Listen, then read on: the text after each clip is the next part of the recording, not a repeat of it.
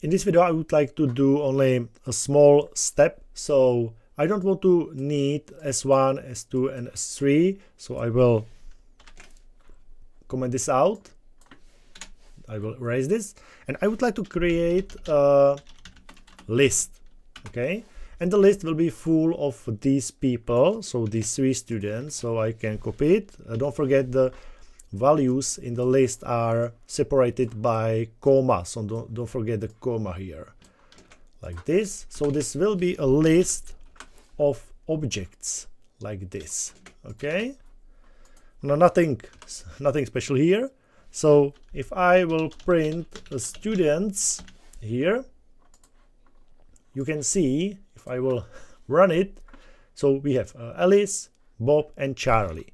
But now the question is, I would like to sort them out. So it means maybe you remember that there is a sort method in Python. So if you want to sort something, it has to be a list, and we can use it. So now if I will sort it, so I will write something like this. Sorted students like this. So I will run it, and you can see that we have a problem, okay, because it will use this sign, so it's equal, correct?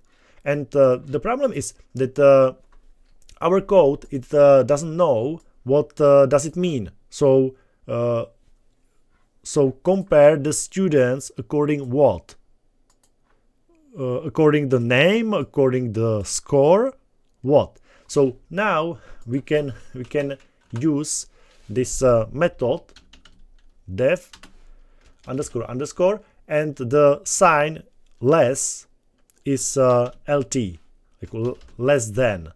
So it's self, and again it's other, because there are 2 things. If you want to compare something is less than something else, so there are 2 things, the first thing and the second thing. Okay, so again there has to be self will be the first thing and other the second thing, and we will compare it by less than.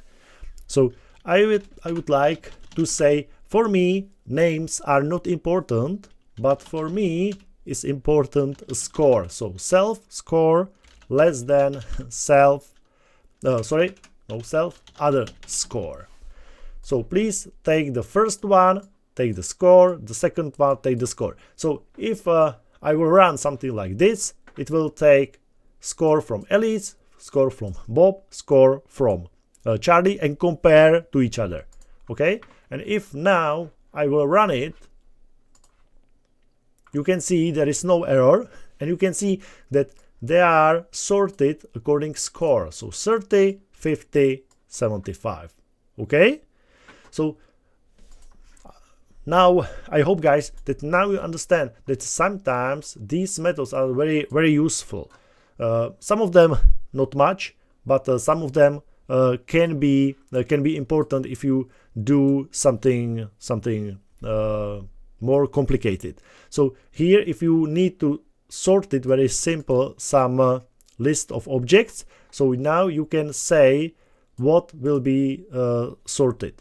So it's will be score, it will be name, it will be something different, and now here we choose the score. Okay, so I hope that you understand. So if we will call a sorted method, it will call this method automatically. So it's the same like add, like equal, like wrapper. It's still the same principle.